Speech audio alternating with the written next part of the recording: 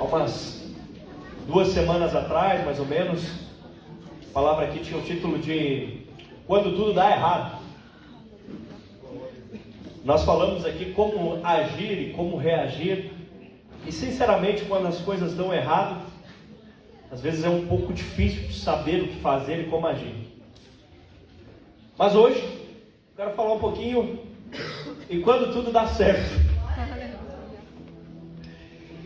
Porque, sinceramente, quando tudo dá errado, ninguém gosta. Ninguém gosta quando dá errado. Mas eu quero te dizer que quando tudo dá certo, o perigo pode ser maior do que quando tudo dá errado. Quando tudo dá certo, podem ter algumas pedras escondidas nesse rio mais perigosas do que quando o rio está agitado. Talvez alguns de vocês estejam dizendo assim, mas pastor, existe esse dia que tudo dá certo? Existe. Existe sim, existe. E se você nunca experimentou um momento assim na sua vida, então você está no ponto certo. Porque o desejo do Senhor é nos ensinar como nesses momentos não nos perdermos quando as coisas dão certo. Meu irmão, existe sim momentos onde você pode desfrutar, amém? A palavra do Senhor, ela nos diz lá em Jeremias, capítulo 29, os versículos 10 e 11, Jeremias 29, 10 e 11. Esse trecho está na NVI, e diz assim: assim diz o Senhor, quando se completarem 70 anos da Babilônia, eu cumprirei a minha promessa em favor de vocês, de trazê-los de volta para este lugar. Porque sou eu que conheço os planos que tenho para vocês, diz o Senhor. Planos de fazê-los prosperar e não de lhes causar dano. Planos de dar-lhes esperança e um futuro.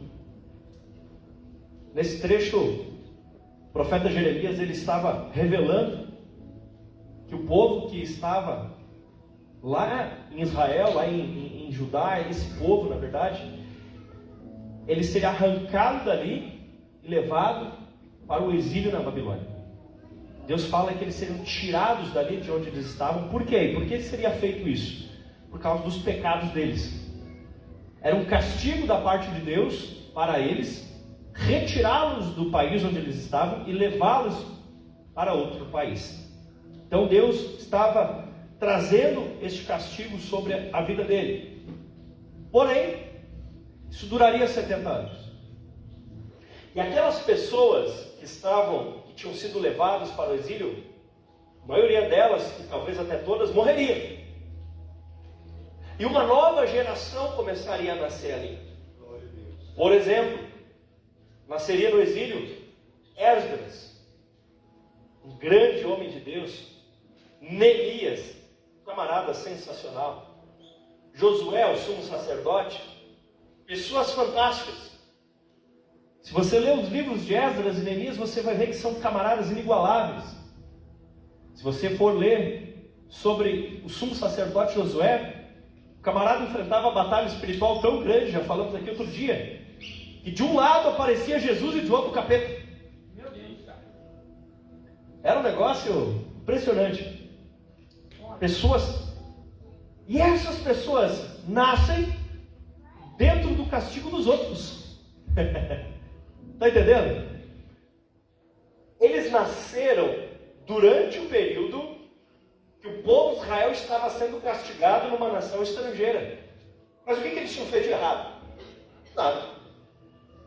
Qual era o erro deles? Nenhum. Mas porque os pais deles tinham pecado, os pais deles tinham sido levados para o exílio e eles tinham nascido lá. Deixa eu te dizer uma coisa. O castigo de uma geração pode ser a prova que promove a próxima geração.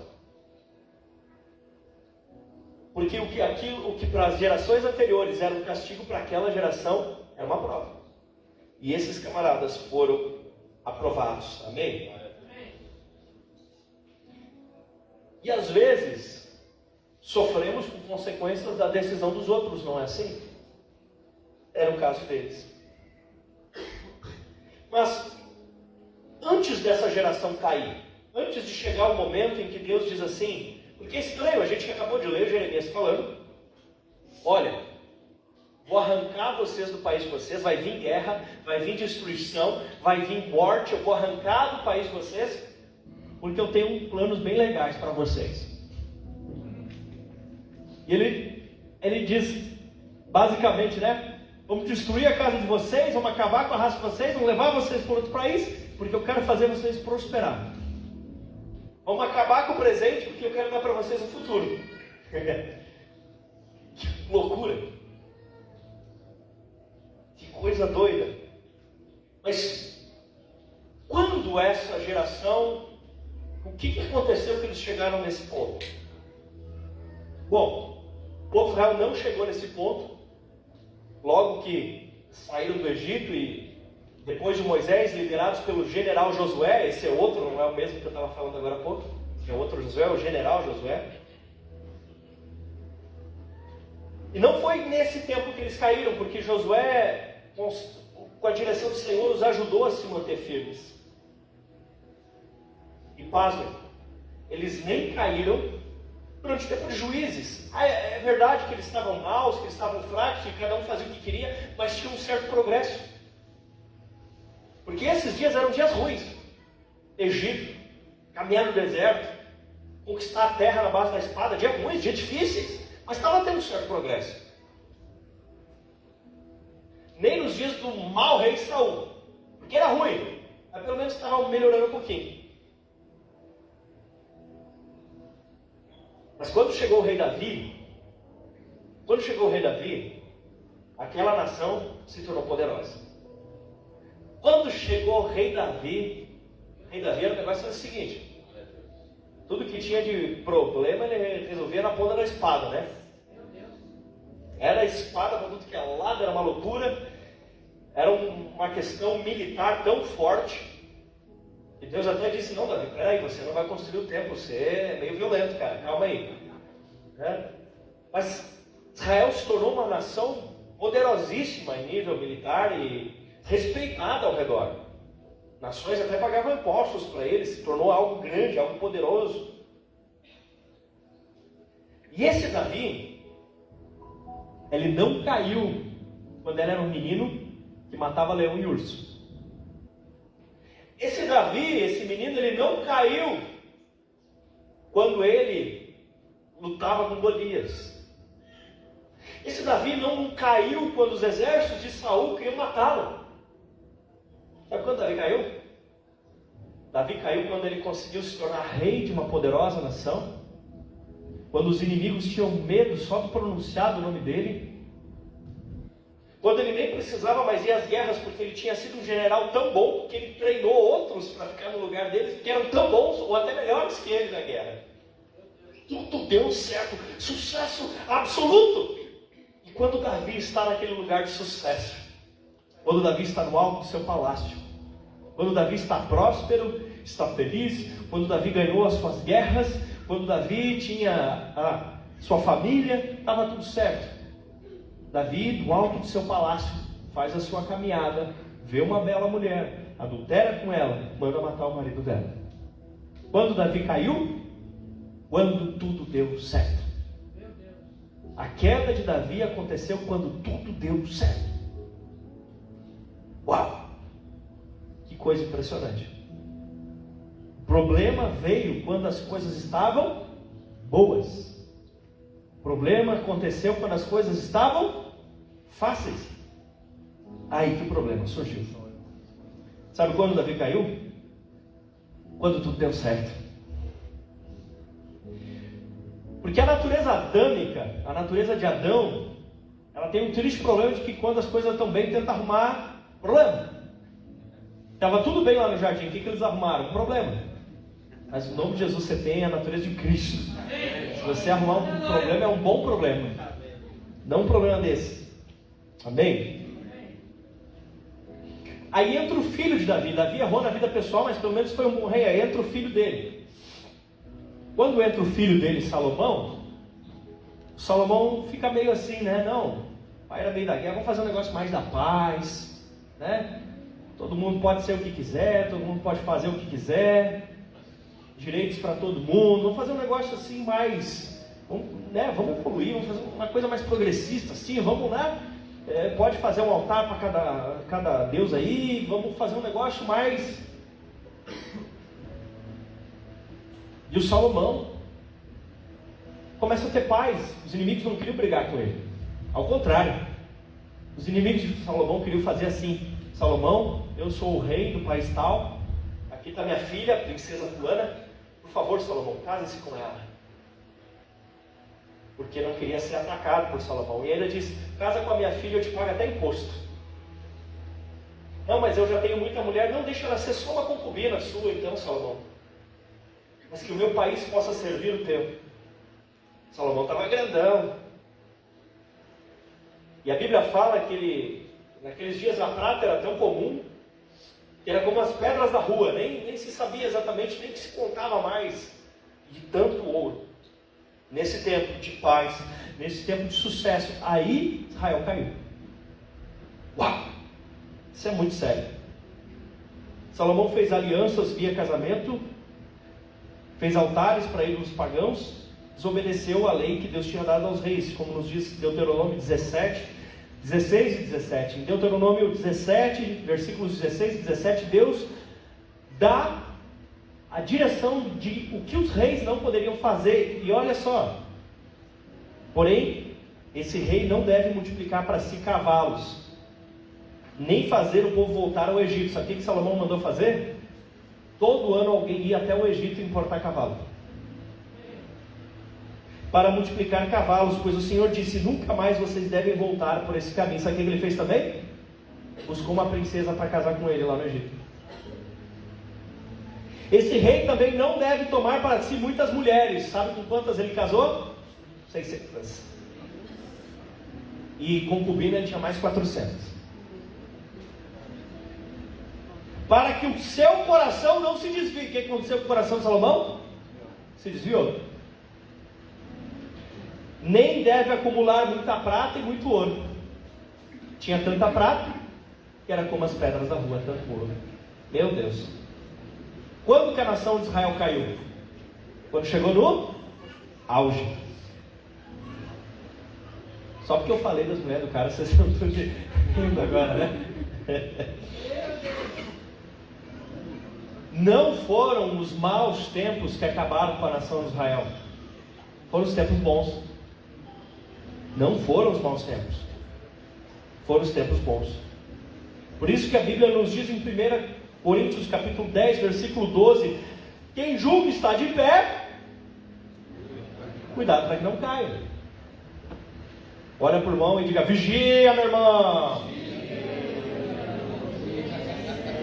Eu sei que você não vai casar com eu, mas tem muita outra coisa para vigiar.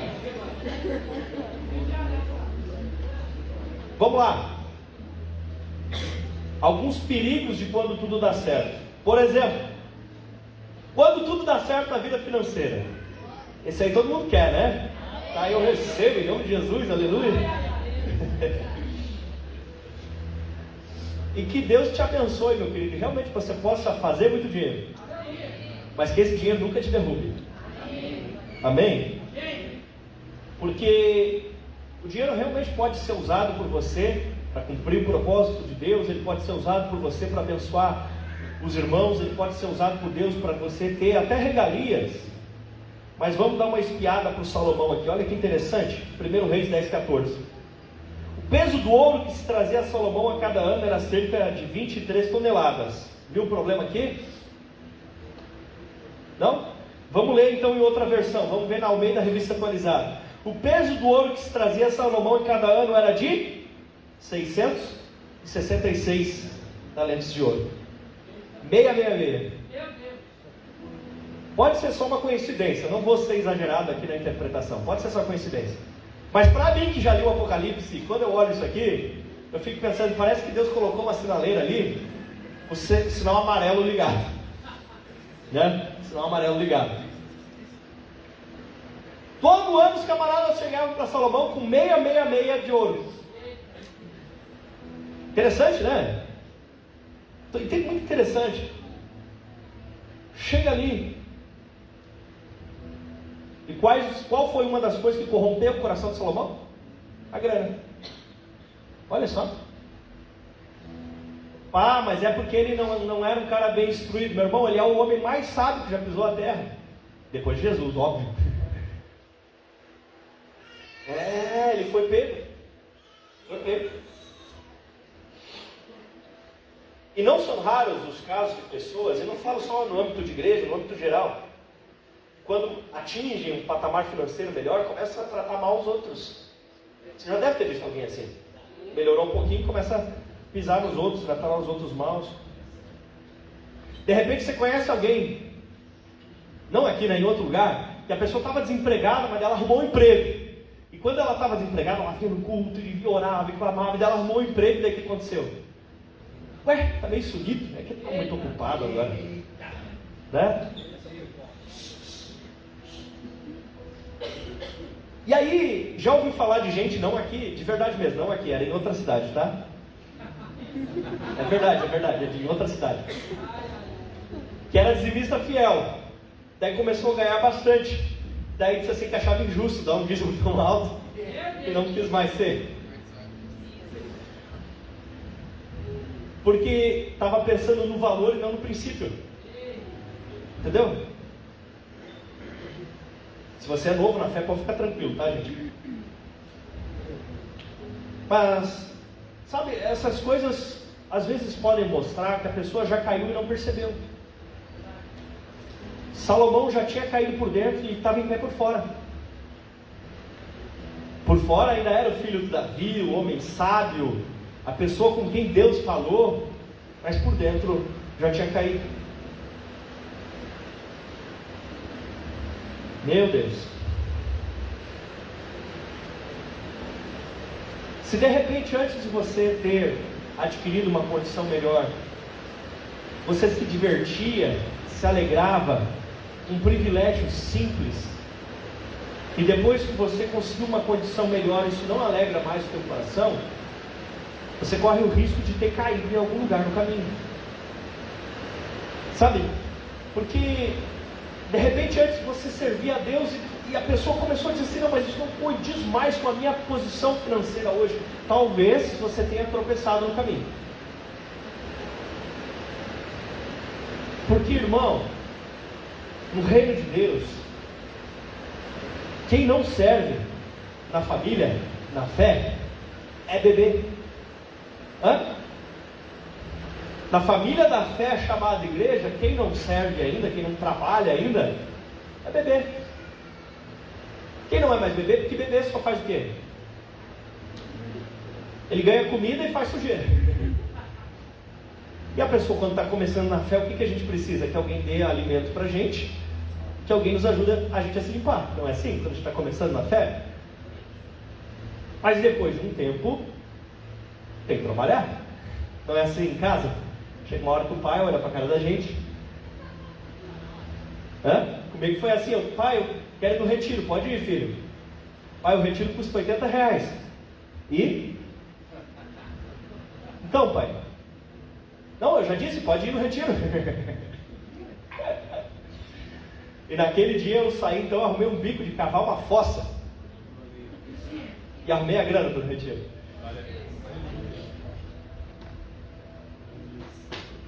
E na igreja é assim, queridos.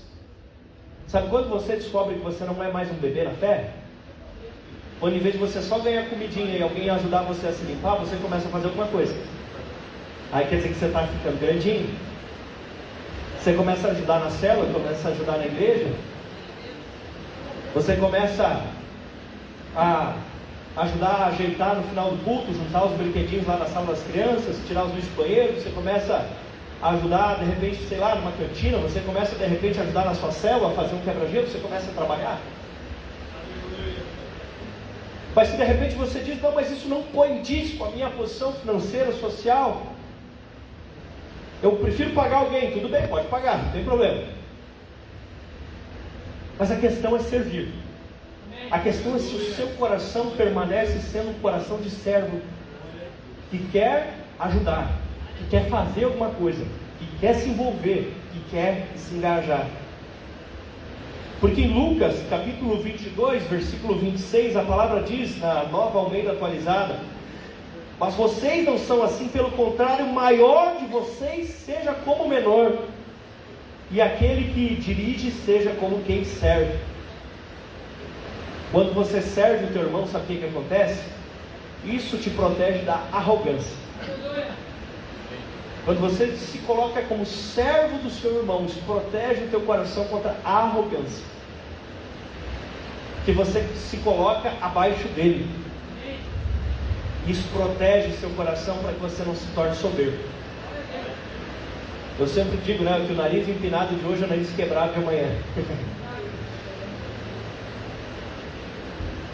E que bom que você possa ter muitos recursos, mas que isso nunca mude a sua cabeça no sentido negativo, amém? Eu oro para que vocês prosperem, eu oro para que vocês sejam influentes, para que do nosso meio possa sair vereador, prefeito, juiz, irmão e um monte de professor. Como a gente está precisando de professor com bons princípios, com Jesus no coração, amém? Mas eu oro para que o coração de vocês sempre se mantenha como um coração servo de Jesus Cristo. Essa é a palavra do cristão: servo, serviço, amém? Pastor, por que você está dizendo isso? Porque está escrito em Filipenses capítulo 2, versículos 5 ao 8, Filipenses 2, 5 a 8, olha só: seja a atitude de vocês a mesma de Cristo Jesus, que embora sendo Deus, não considerou que ser igual a Deus era algo que devia apegar-se. Não está falando no sentido de santidade, está falando o seguinte: Jesus chega aqui na terra, Ele é Deus. Se Ele mandasse todo mundo vir beijar o pé dele, estava certíssimo, corretíssimo, porque Ele é Deus. Mas o que Ele fez? Ele sendo Deus, olha o que Ele fez: esvaziou-se a si mesmo, vindo a ser servo, tornando-se semelhante aos homens, e sendo encontrado em figura humana, humilhou-se a si mesmo, e foi obediente até a morte, e a morte de cruz. Uau! É assim que a Bíblia funciona, amém? Ontem eu fiquei impressionado com uma cena. Sabe quem estava limpando os banheiros depois do culto da GR? Duas pastoras.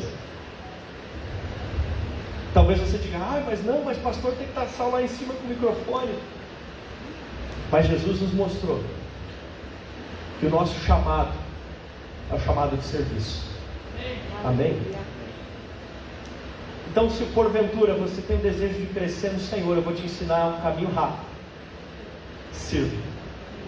Sirva a Deus, sirva os perdidos, sirva os necessitados, porque servir os outros te torna mais parecido com Jesus. A Bíblia, segunda coisa: como agir quando o sucesso chega? Porque quando o sucesso chega, ele prova os nossos corações.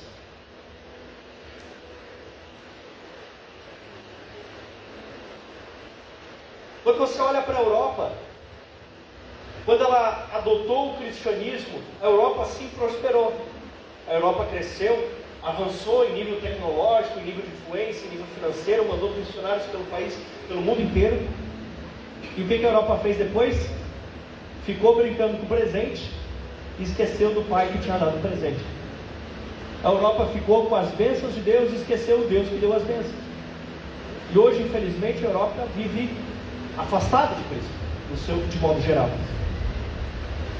Os Estados Unidos foi fundado em cima de princípios bíblicos, trechos e versículos da Bíblia usados nas suas leis, juramentos presidenciais com a mão em cima da Bíblia. E os Estados Unidos se levanta quando uma grande nação cristã, apaixonada por Jesus, desejando fazer a obra de Deus, envia missionários pelo mundo inteiro, espalha avivamento. Por consequência, o sucesso chega.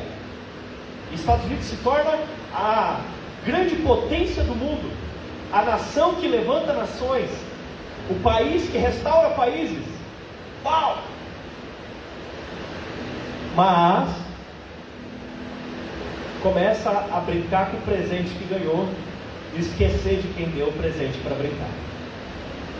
E o sucesso começa aos poucos a enfraquecer os Estados Unidos, que começam a se distanciar daquele que levou eles a estar no lugar que chegaram. Você consegue entender? Se isso acontece com nações, o que não acontece com pessoas? Quantas e quantas pessoas você vê na mídia que contam que começaram nas igrejas, começaram cantando nas igrejas, começaram trabalhando nas igrejas, mas quando chegaram no sucesso, ficaram com o presente, com o dom, e esqueceram de quem deu o presente. E eu pergunto para você, o que o sucesso fará com você? O que o sucesso vai fazer contigo? Quando você estiver cheio de dinheiro, o que isso vai fazer contigo? Quando você estiver famoso, o que isso vai fazer contigo? Quando você for influente, o que isso vai fazer contigo? Quando você de alguma forma for poderoso, o que isso vai fazer contigo? Ou talvez a pergunta certa seria, o que você vai fazer com isso? Porque não tem problema nenhum você ter sucesso. O problema é isso revelar um traço que estava escondido no seu coração. Houve um rei chamado Herodes, que tomou a glória para si, morreu comido de bicho. Atos 12, 23. Houve um rei na Bíblia chamado Nabucodonosor, que tomou a glória para si e virou um bicho. Está lá no capítulo 4 de Daniel. Irmão, se você aplicar o que Jesus ensinou, de um jeito ou de outro, de uma forma ou de outra, se você aplicar o que Jesus ensinou, está escrito na Bíblia, na revelação do Espírito, de alguma forma, você vai ter sucesso. Mas o que você vai fazer com esse sucesso? O que esse sucesso fará com você? Os primeiros 300 anos da igreja, quando começa a igreja em Atos, no Pentecostes para frente, o diabo tenta destruir a igreja com perseguições, com mortes, com sofrimento. E nos 1200 anos seguintes, o diabo tenta destruir a igreja com sucesso, com dinheiro e com poder. Às vezes é mais fácil matar uma pessoa dando um celular para ela do que um revólver. Você está entendendo, querido? Às vezes é mais fácil derrubar um crente dando coisas do que tirando coisas. Como assim, pastor? O que o diabo fez com Eva? O diabo não chegou para ela e disse: mãos para cima, perde a Playboy. O que ele chegou para ela e disse? Come, pega essa fruta. O que ele chegou fazendo? Oferecendo algo. Pega Eva, pega Eva. Olha Eva, presentinho para ti Eva. Ó, come. Hã? Ele não enganou o primeiro casal tirando, ele enganou o primeiro casal dando. Quantas pessoas você conhece? Ou melhor, vamos tirar a febre aqui. Não vou te humilhar em público, tá? Mas quantas pessoas aqui chegaram na igreja cheias de problema? Quantas? Tinha problema? Tinha? Não tinha? Não tinha? Tinha problema? Não vou fazer pegadinha contigo. Mas talvez você conheça um monte de gente que não está aqui hoje, mas que chegou na igreja cheio de problema. Estava, sei lá, estava com dívida, estava com o casamento por um fio, estava nas drogas, estava bebendo, estava, sei lá, cheio de problema, estava com a vida arrebentada, estava lascado, estava fumando tudo, sei lá, estava mal, não estava bem, estava chamando o capeta, estava, sei lá, estava mal, chegou. E algumas dessas pessoas, depois que Jesus colocou a vida dela em dia, sumiram. Isso é usar a igreja como uma prostituta. Porque depois que você obteve o que você queria, você descarta. Mas esse não é o teu caso, em nome de Jesus, aleluia. Mas existem pessoas que eles achavam a igreja boa quando eles estavam desempregados, Quando eles estavam na fossa, tinha que levar um pé, daí a igreja era boa. Quando estava em depressão, quando estava doente, achava a igreja boa. Mas daí saiu da depressão, daí a saúde veio, daí arrumou um emprego, aí a igreja é ruim. E esquecem como chegaram diante do Senhor. Esquecem de onde o Senhor os tirou. Tenha gratidão, meu irmão. Quando tudo der certo na tua vida, e vai dar em nome de Jesus, quando tudo der certo na tua vida, meu irmão, tenha gratidão. E não te coloca num lugar de juiz dos outros, porque você chegou até Jesus quebrado, e foi Ele que te tirou do lamaçal do pecado. Então quando você vê alguém lascado no lamaçal do pecado, não seja juiz dela, seja evangelista, porque você um dia chegou a ser. Lembra da onde Jesus te tirou. Quando tudo der certo na tua vida, te lembra da onde Jesus te tirou. Olha para onde Jesus te tirou. Como você vai se colocar hoje como juiz dos outros? Olha para onde Jesus te tirou. Você não tinha sentido de vida, você não sabia mais para que existir, você não queria mais nem estar vivo. A tua vida era correr de um lado para o outro para ver se alguma coisa te preenchia, mas nada te preenchia, porque tinha um vazio dentro de você. Lembra de onde Jesus te tirou? Antes de levantar o dedo para julgar os outros, lembra de onde Jesus te tirou. E seja agora instrumento de Deus para tirar os outros de lá também.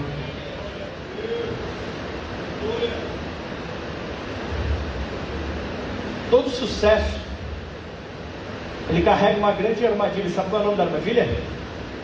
O dia seguinte. Se você já teve sucesso em alguma coisa na tua vida, você sabe do que eu estou falando. O dia seguinte. Tem lá o dia da promoção no trabalho.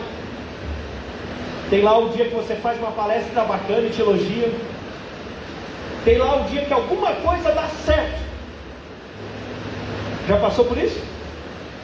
E aí o dia seguinte como é que é? Não tem alguém mais batendo nas tuas costas. Não tem mais alguém te elogiando. Não tem mais alguém te aplaudindo. Não tem mais alguém te vendo. Você está sozinho. A provação do sucesso é o dia seguinte. Sabe, irmãos, quando eu tinha ali na volta dos 18 anos, comecei a ter várias oportunidades de pregar o Evangelho. Estava morando lá no Mato Grosso do Sul. E um dia, o pastor estadual ali, ele me convidou e ele disse: eu quero que você pregue no nosso retiro. Vieram gente de várias cidades ali do Mato Grosso do Sul. Ele disse: eu quero que você... serão 3 pregações, eu quero que você faça uma. Eu tinha um pouco mais de 18 anos, mais ou menos nessa faixa. E aí eu preguei. Não só preguei, eu ajudei a carregar coisas, eu ajudei a organizar, a fazer. E naquele dia eu preguei o Evangelho. E quando eu preguei naquele retiro, o próprio pastor veio e me elogiou. Os irmãos vieram e me elogiaram. A galera de outras cidades veio e me elogiou. Todo mundo bateu palmas. Alguns chegaram a dizer que aquela era uma das melhores pregações que eles já tinham ouvido na vida. Então o retiro acabou. Eu estava feliz. Ajudei a carregar as coisas em cima do caminhão. Chegamos no prédio da igreja, descarregamos os bancos. Era banco de madeira pesado. Descarregamos aqueles bancos. A minha casa ficava nos fundos do prédio da igreja. E aí eu fui para casa. Eu estava feliz. Tinha sido usado por Deus. Pessoas tinham me aplaudido. Pessoas tinham me elogiado. Então, pela primeira vez na minha vida, eu abri o meu notebook e acessei um site de pornografia. Ficou escandalizado? Eu também fiquei. Também fiquei escandalizado. Eu fiquei com vergonha. Eu chorei. Eu fiquei com nojo. Mas como diz o pastor Eiduber, uma área forte não vigiada se torna uma área duplamente fraca. Porque o sucesso, ele nos dá uma sensação de que nós somos invencíveis, de que nós somos indestrutíveis. O sucesso nos dá a impressão que nada pode nos derrubar. E sabe o que acontece? Quando você se sente indestrutível, quando você acha que você não cai nunca, quando você acha que você não precisa mais de ninguém, sabe o que acontece? Uma síndrome de Superman na sua vida. Porque o Superman anda sempre de peito aberto. O Superman acha que nada mata ele. Ele não se esquiva, ele não se esconde, ele fica sempre de peito aberto, esperando receber o golpe. Afinal de contas, ele é invencível, indestrutível. Batman é diferente. Batman anda sempre se escondendo. Batman nunca aparece de frente. O Batman sempre está se esquivando, sabe por quê? Porque ele sabe que ele não tem poder. Porque ele sabe que ele é fraco. Porque ele sabe que qualquer coisa mata ele, por isso ele fica vivo. E o que mata o super-homem? Ele acha que não morre. Desculpa usar essa ilustração infantil, mas sempre que você acha que você é indestrutível, você cai. Sempre que você acha que nada te derruba, você já caiu. Sempre que você acha que não precisa de ninguém, é porque você já está precisando. Porque o sucesso esconde uma armadilha terrível. O sucesso, ele é perigoso. Então, se você está num momento de sucesso na sua vida, se o teu casamento está bom, meu irmão, é a hora de você cuidar do seu casamento. Se a tua vida financeira está boa, é a hora de você cuidar do seu coração para ele não ter amor ao dinheiro. Se a tua vida espiritual está boa, vai procurar um discipulador, vai procurar alguém, porque você está em perigo. Preste atenção. Quem está tendo sucesso está em perigo. Lá no MS tinha um ditado bem assim: mangueira que leva pedrada é mangueira que tem manga. Por quê? Mangueiro pede manga, né? Vamos trazer para um jeito mais gaudério, bergamoteira. Porque você não corre na direção de uma bergamoteira seca, você não corre na direção de uma bergamoteira sem fruto para lagartar. Você corre atrás da bergamoteira que chega a estar com os galhos e flui nada.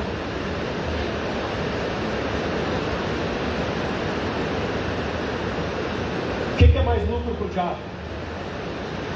Derrubar alguém que já está lascado? Ou pegar quem está em pé? Por isso, meu irmão, está em pé? Está em pé? Está em pé? Cuide para que não caia.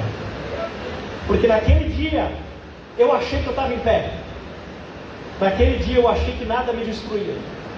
Naquele dia eu achei que nada me derrubava. Naquele dia eu achei que eu era invencível e que eu era um grande homem de Deus. E naquele dia eu tomei um nocaute. Naquele dia eu fui para a lona. E eu demorei para levantar. E você? Está com o queixo exposto ou está com a garganta levantada? Meu Deus do céu. Meu Deus do céu. Sucesso absoluto mostra que você está em perigo, que você precisa de ajuda, amém?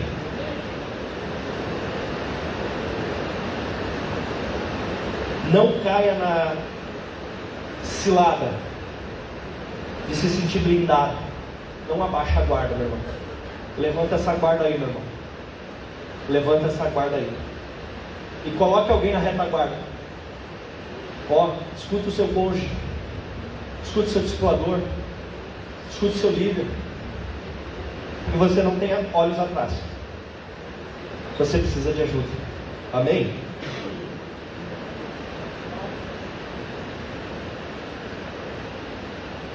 Saber que é fraco é o que vai te deixar forte. Você pode estar precisando de um lote de vitamina, mas enquanto você não sabe que está fraco, você não está procurando melhorar. Mas quando você vai no médico e ele diz: essa vitamina está fraca, esse hormônio está ruim, o que ele faz? Quando você descobriu que está fraco, aí você começa a se cuidar e daí você fica forte. Mas antes você estava fraco e nem sabia. Porque é na fraqueza que você busca o poder de Cristo. É quando você descobre quão fraco que você é, que você percebe quão forte Jesus é na sua vida. É na fraqueza que nós buscamos conselhos. Quando nós achamos que sabemos de tudo, nós fazemos, nós não pedimos ajuda, nós não pedimos proteção. Mas quando nós estamos fracos, aí a gente procura o que a Bíblia fala sobre isso.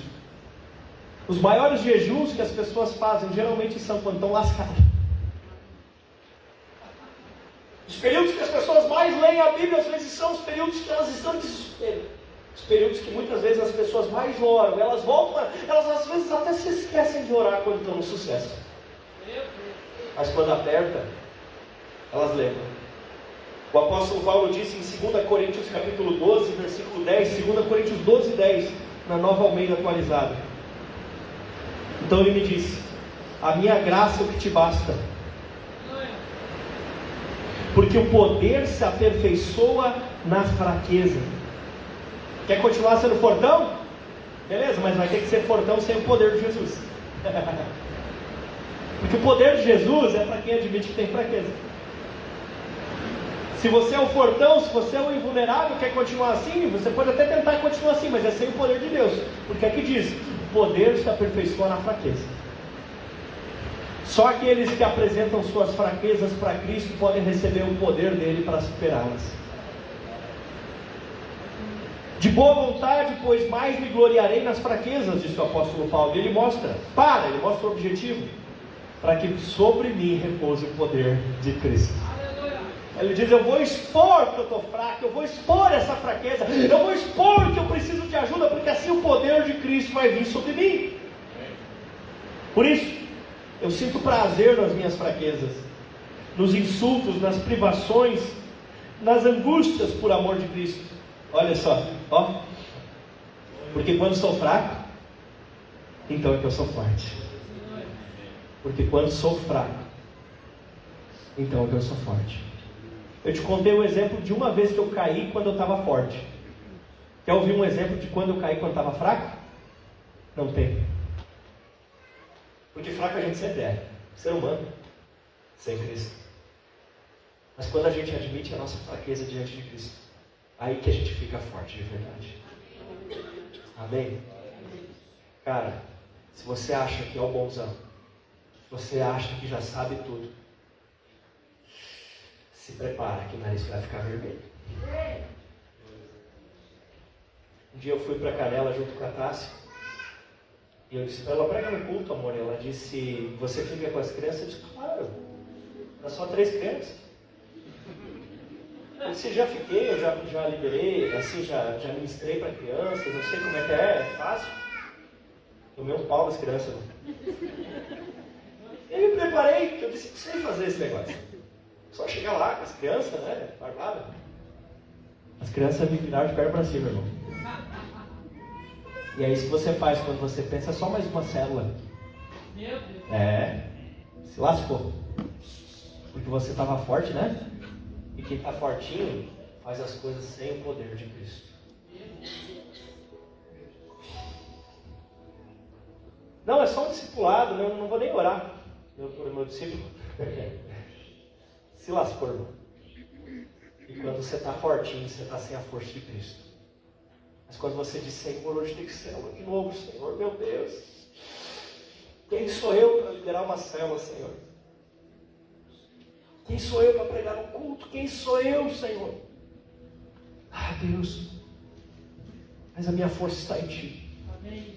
Quando eu sou fraco, eu sou forte, eu entrego essa fraqueza a Ti, Cristo, e recebo de Ti a força. Aí a célula vai. Aí o culto vai. Aí o discipulado funciona. Quando você acha que aprendeu a fazer, você está pisando num chão liso e pode cair. E sem Jesus a gente não é nada. E aí entra o terceiro problema. Quando você sabe. Quando o sucesso chega em alguma área, seja de forma acadêmica ou empírica, pelas coisas que você vai vivendo, você humilha os outros ou você tenta ajudar? Eu sei fazer uma célula, ele não sabe. Eu sei cantar no louvor, ele não sabe. Eu sei pregar, ele não sabe. Quando você sabe, Quando você é bom em algo, você humilha quem não é bom ainda? Ou você lembra do caminho que você percorreu para chegar lá? Irmão, quem nasce grande é filho de elefante. Quem nasceu pronto foi Adão. Até Jesus, quando veio na terra, nos deu o exemplo. Ele resolveu nascer pequeno. E hoje está sentado à direita de Deus Pai. Olha de novo como é que o Adão tentou a Eva. Gênesis 3:6 na NVI. Quando a mulher viu que a árvore parecia agradável ao paladar, era atraente aos olhos e, além disso, desejável para dela se obter discernimento, tomou do seu fruto, comeu e o deu a seu marido, que também o comeu. É o mesmo que nos diz 1 João 2,16. Pois o que há no mundo, o desejo da carne, o desejo dos olhos e a arrogância da vida não provém do Pai. Olha só. Agradável ao paladar era um desejo da carne. Atraente aos olhos era um desejo dos olhos, para dar discernimento à arrogância da vida. Olha o próximo verso, 1 João 2,17. O mundo e os seus maus desejos passam, mas aquele que faz a vontade de Deus permanece para sempre. Se você hoje é uma jovem que gosta muito da sua beleza, te digo que o tempo e a gravidade funcionam para todos, e um dia a sua beleza vai mudar. Você vai continuar bela, mas vai ser a beleza de uma idosa um dia. É uma beleza diferente. Se você hoje se acha fortão, bombadão, deixa eu te contar, não vai demorar muito, teu filho vai ganhar de você na queda de braço. Porque essas coisas passam. Se você se acha um inteligentão, logo logo teus netos vão te mostrar uma tecnologia nova que você não sabe mexer, mas a piazada sabe. E um dia vai chegar o fatídico dia que nem todo o dinheiro do mundo vai te comprar um dia a mais. Que você vai passar dessa para melhor ou para pior?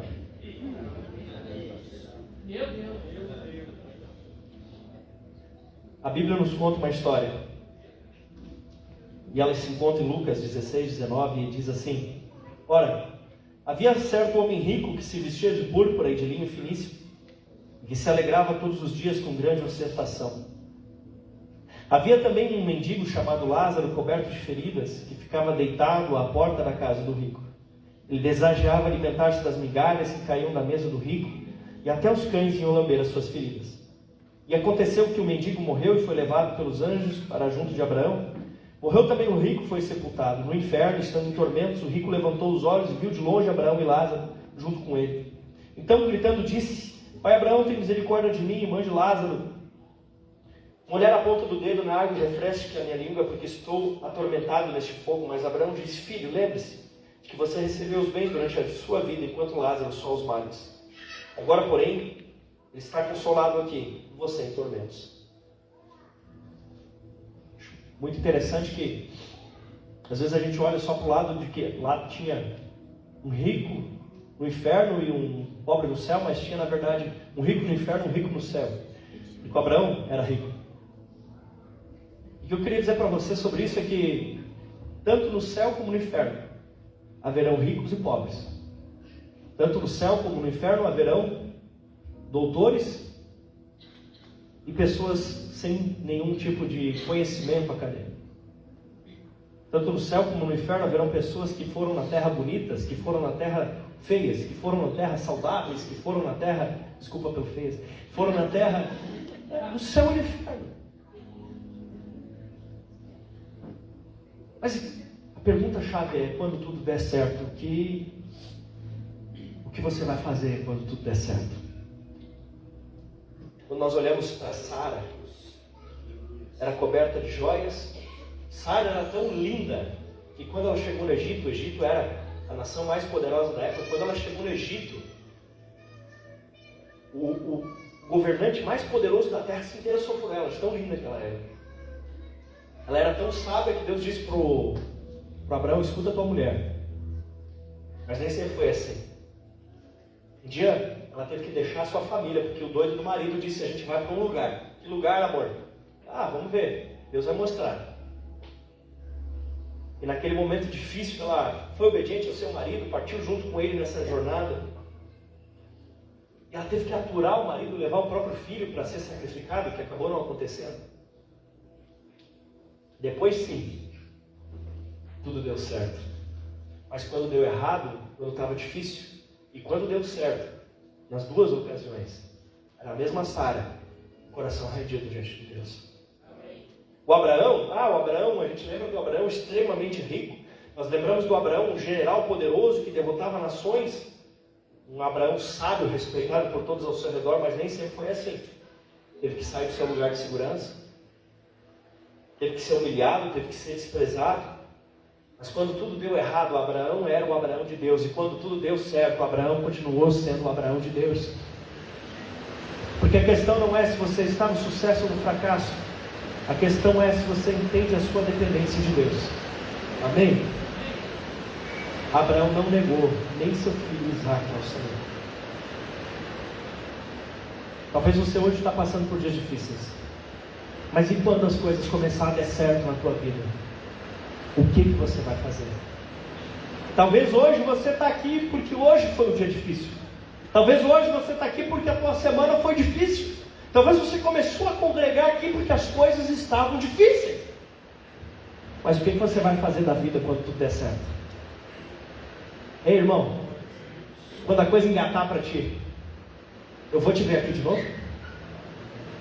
Quando as coisas der certo para ti, sabe? Se essa semana tua vida sofreu uma reviravolta e tudo começar a dar certo, eu vou te encontrar aqui no que vem.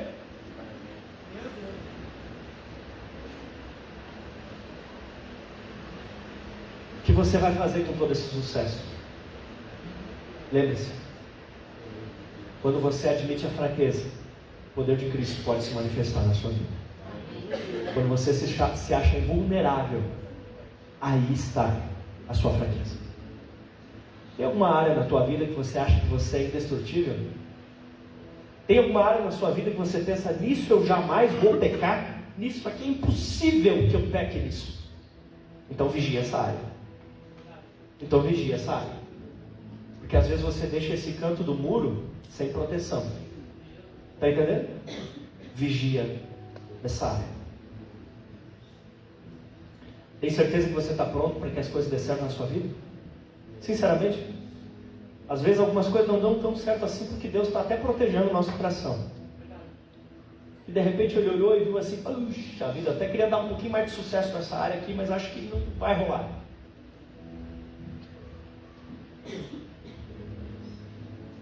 E se as coisas derem certo e vão dar, nunca esqueça de onde você saiu. Nunca esqueça como você chegou até aqui, nunca esqueça desse Jesus que te tirou da onda. Tudo nessa terra vai passar, mas o teu relacionamento com Jesus é para sempre. Eu quero convidar hoje a nós mostrarmos a nossa fraqueza para Jesus. Eu quero convidar você hoje para nós mostrarmos a nossa vulnerabilidade para Jesus. Eu quero convidar você hoje a se render diante de Jesus e apresentar para Jesus aonde estão as suas fraquezas. Porque se você só vai receber cura onde você admitir que está fraco. Ou seja, só vai pedir reforço onde você entende que está faltando força. Você só vai pedir cura onde você admite que existe doença. Você só vai buscar ajuda onde você entende que sozinho você não consegue.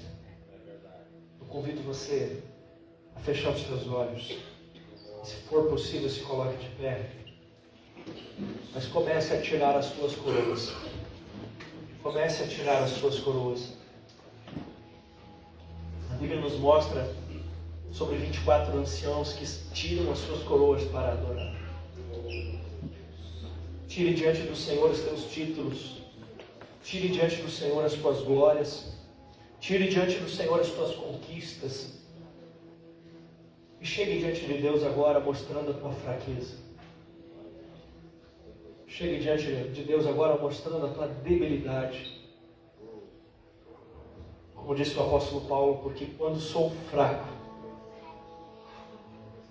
aí é que eu sou forte. Enquanto você não se rasgar diante dele e dizer assim, eu estou fraco, me ajuda.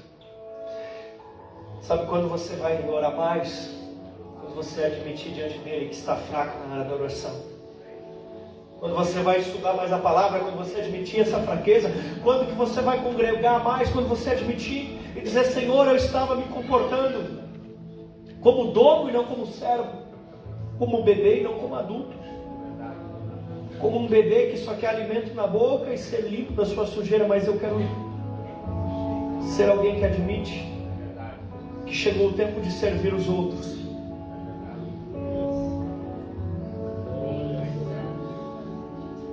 Tem alguma coisa que está dando certo na tua vida? Observa se você já não caiu ali. Observa se você não está caindo nessa área. Não tem problema nenhum você ter sucesso. Mas o que o sucesso vai fazer com a tua cabeça, meu irmão? Quando você tiver sucesso, você vai humilhar os outros que não sabem o que você sabe, que não tem o que você tem, que não conhecem o que você conhece, ou você vai ajudar os outros?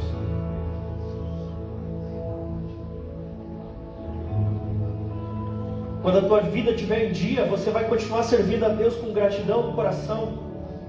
Ou você vai esquecer de onde Jesus te tirou e vai abandonar Jesus e a igreja e tudo mais? Você está aqui hoje para usar Jesus, para obter sucesso? Você está aqui para servir a Cristo e aos teus irmãos. Jesus disse que o maior observe.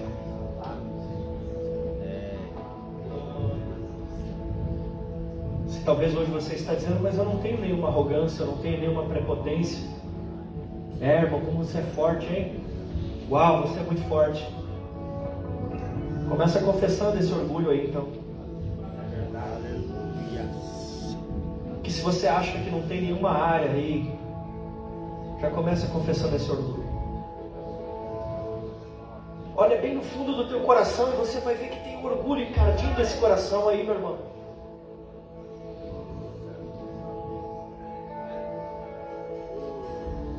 Que tem uma soberba aí te enganando, porque você acha que é tão bom que não dá espaço para o Espírito agir na tua vida.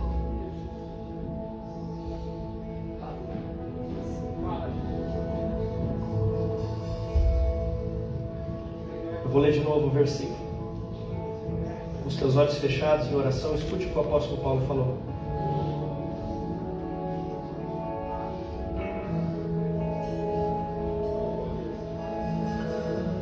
A minha graça é o que te basta, porque o poder se aperfeiçoa na fraqueza, o Senhor disse para ele. E ele disse: de boa vontade, eu me gloriarei nas fraquezas, para que sobre mim repouse o poder de Cristo.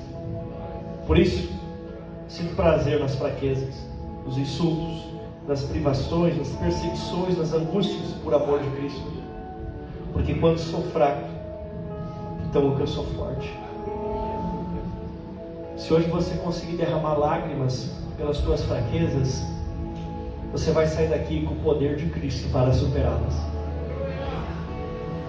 Eu quero te pedir que você fique à vontade, se você quiser vir até aqui à frente, se ajoelhar como um sinal de rendição a Jesus, ou se você quiser se ajoelhar no seu lugar, mas que nesse momento você começasse a apresentar as suas fraquezas diante de Deus.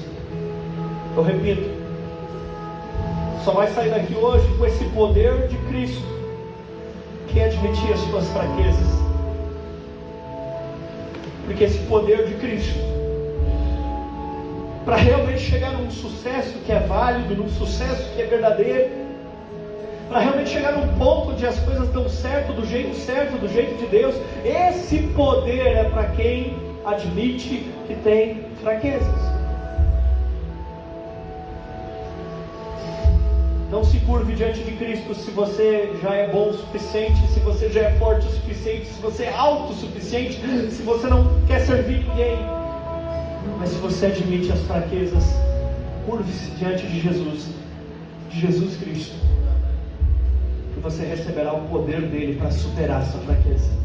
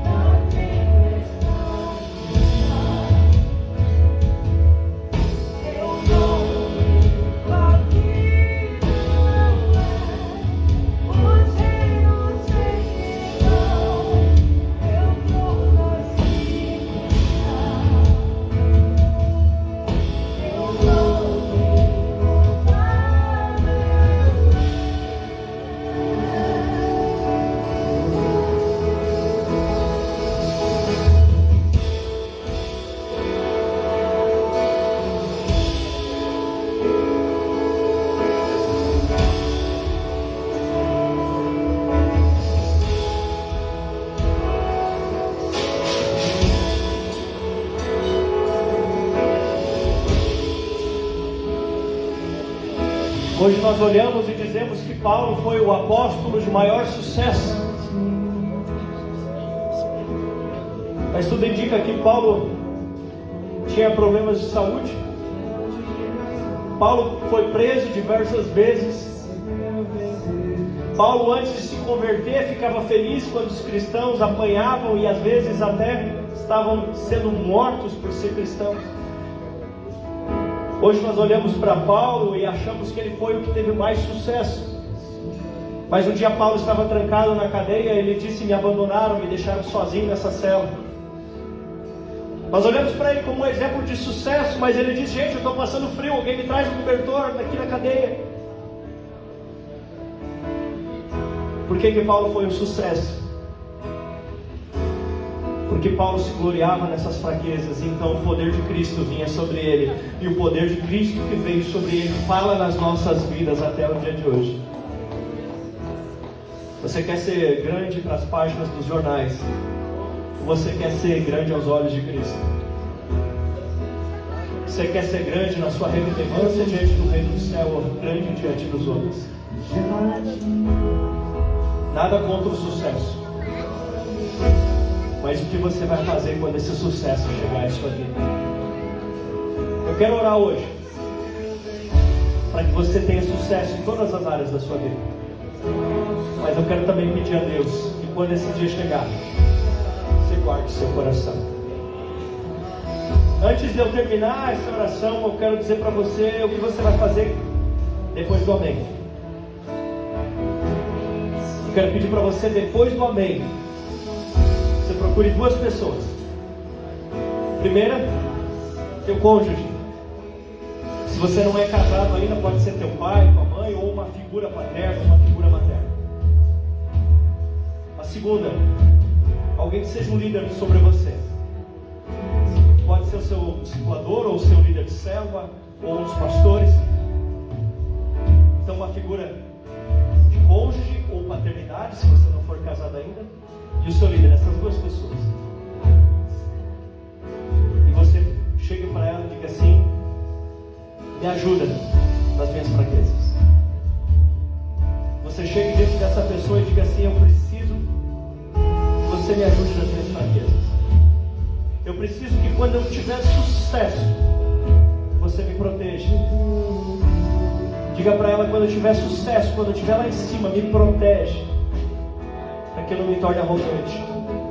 Fala na minha vida. Fala na minha vida, para que eu não deixe o sucesso me transformar num monstro. Você pode fazer isso depois do amém? Quero orar pela sua vida. Pai, no nome de Jesus, eu quero orar por esses meus irmãos e as minhas irmãs. Senhor, eu quero te clamar que cada um deles tenha sucesso. Eu te peço que venha sobre eles sucesso de sabedoria, sucesso de saúde plena, sucesso de um casamento feliz, sucesso de uma fé inabalável, sucesso de ganhar muitas vidas para Jesus, sucesso na sua empresa ou no seu emprego, sucesso na tudo aquilo que elas empregarem, que elas recebam sucesso da tua parte. Mas, Senhor, quando eles estiverem lá em cima, eu quero te pedir, Senhor, guarda o seu coração, guarda o seu coração, para que eles saibam o que fazer com esse sucesso, para que eles saibam, Senhor, para que eles nunca esqueçam de onde o Senhor os tirou, e o Senhor os tirou do lamaçal do pecado. Pai, eu abençoo essa geração em nome de Jesus, para que daqui se levante um povo que tenha a humildade de ter sucesso sem se tornar arrogante, de prosperar sem sentir necessidade de humilhar os outros, de crescer sem abandonar o Evangelho. Pai, eu abençoo essa geração para que eles se levantem como pessoas que, mesmo grandes, continuam tendo um coração de servo, que quer servir a mesa para os irmãos e quer lavar os pés do Senhor Jesus. Pai, levanta uma geração humilde na tua presença.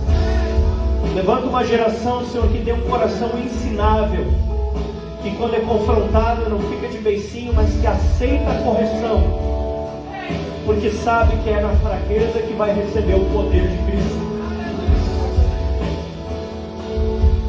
Porque só aqueles que admitem que estão fracos que conseguem aprender mais. Só aqueles que admitem que estão doentes que conseguem obter cura.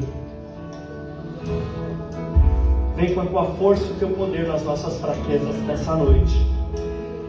É o que nós oramos em nome de Jesus. E te pedimos, Senhor, que nas nossas células nunca mais a gente chegue lá pensando, eu sei fazer uma célula. Que nos nossos discipulados a gente nunca mais chegue lá pensando, eu sei. Mas a gente sempre se coloque diante de Cristo dizendo, Senhor, o que eu sei só vai até aqui. Mas isso ainda é fraqueza perto da tua grandeza. Assim eu oro, em nome de Jesus. Amém. Amém. Não esqueça de procurar as duas pessoas.